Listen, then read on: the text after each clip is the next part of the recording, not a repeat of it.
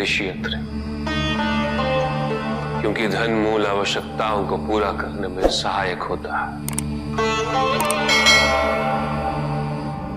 किंतु जब कोई व्यक्ति इच्छाओं को आवश्यकता समझने लगे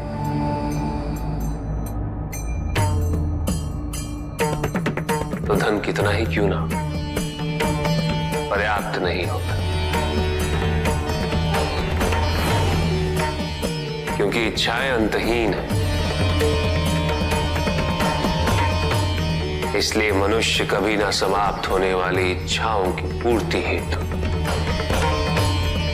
धन संचय को ही अपने जीवन का लक्ष्य समझ लेता है।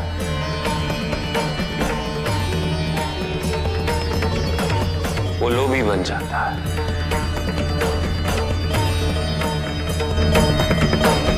वो भूल जाता है कि उसके जीवन का मुख्य लक्ष्य ईश्वर के समीप आना है।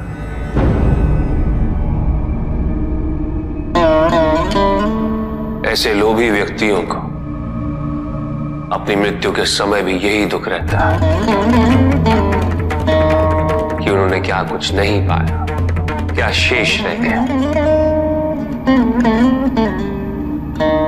ऐसे समय में वो एक क्षण के लिए भी ईश्वर का स्मरण नहीं करते, अपने जीवन की निरर्थकता और व्यर्थता का बोध नहीं होता। बिल्कुल उस व्यापारी की भांति। कौन व्यापारी प्रभु? वो व्यापारी जिसके पास इस संसार में जीवन निर्वाह हेतु सब कुछ था,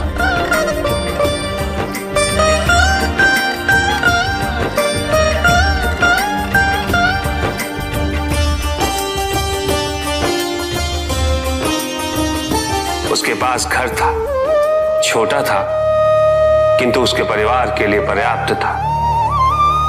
उसके छोटे से परिवार की आवश्यकताओं को पूरा करने हेतु भोजन और धन की भी कोई कमी नहीं थी, किंतु व्यापारी सदैव और धन संपत्ति संचय करने की चिंता में डूबा रहता था। सब कुछ होते हुए भी वो सुखी नहीं था, क्योंकि वो यही सोचता रहता था कि उसके पास क्या क्या नहीं। एक दिन किसी ने उसे बताया कि नारायण के वरदान से सब कुछ मिल सकता है। धन के लोभ में वो नारायण की तपस्या करने निकल पड़ा। ओम वैष्णवे नमः। और इस प्रकार वो कई वर्षों तक नारायण की तपस्या करता रहा। ओम वैष्णवे नमः। ओम वैष्णवे नमः। ओम वैष्णवे नमः। ओम वैष्णवे नमः। वत्स,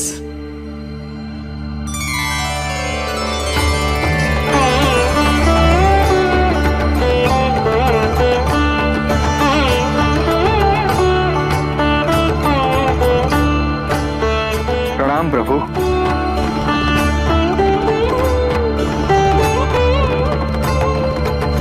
मैं तुम्हारी तपस्या से प्रसन्न हूं।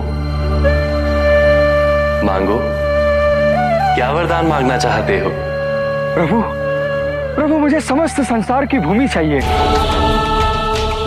संसार में जितना भी धन है सब मेरा हो जाए। क्या मैं तुमसे पूछ सकता हूं, तुम्हें इतना सब कुछ क्यों चाहिए? मैं सुखी रहना चाहता हूं प्रभु, और धन संपत्ति ही सुख का माध्यम है। किंतु संसार की परिभाषा हर किसी के लिए भिन्न होती है वत्स।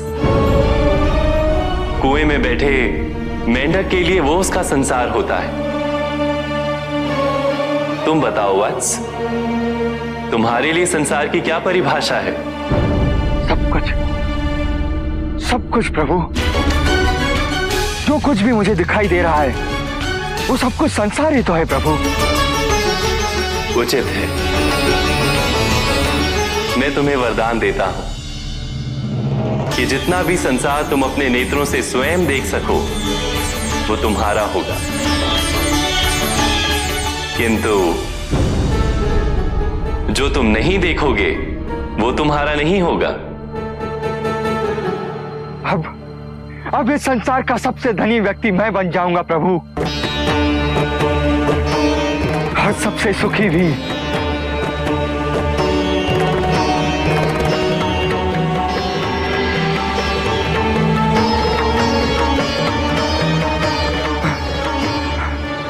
सब मेरा, ये सब भी मेरा। उसने सोचा यदि वो दौड़ के समस्त संसार को देख ले तो वरदान अनुसार सब उसका हो जाए। यहां से वहां, वहां से यहां, वो चारों दिशाओं में भागने लगा।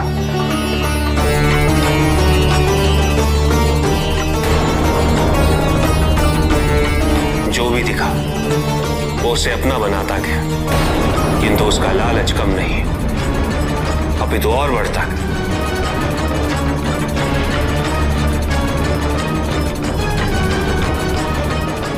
निरंतर भागते रहने के कारण शीघ्र उसका शरीर उसका साथ देने में असमर्थ हो गया।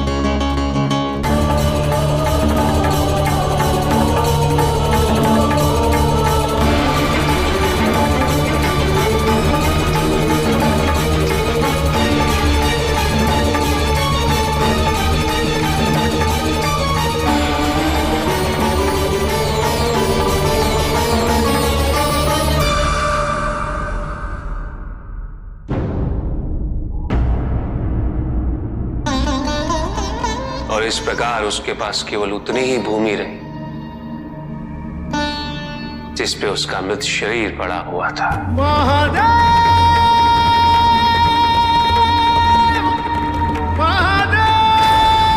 अकेला,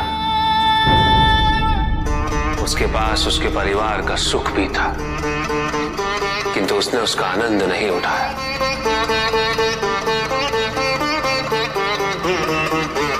इसलिए सुखी जीवन हेतु धन की प्रचुरता नहीं, अपितु अपनी इच्छा और आवश्यकता में अंतर समझना अनिवार्य है। किंतु प्रभु, जो पहले से ही धनी हो उसे क्या करना चाहिए?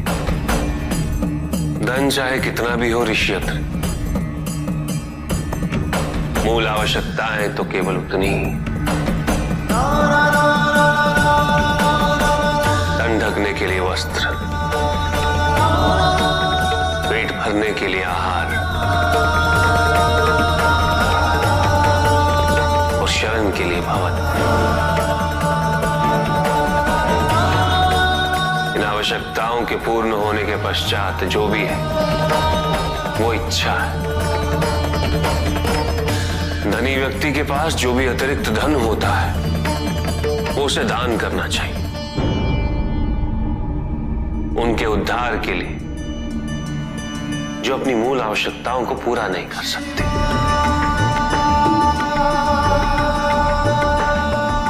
ऐसा करने से संसार में समानता होगी, द्वेष नहीं होगा, सद्भावना बनी रहेगी। किंतु कुछ व्यक्ति इस तथ्य को समझ ही नहीं पाते। उन्हें अपने एकत्रित किए हुए धन से इतना मोह हो जाता है कि वो उसका एक अंश भी किसी और को नहीं देना चाहते।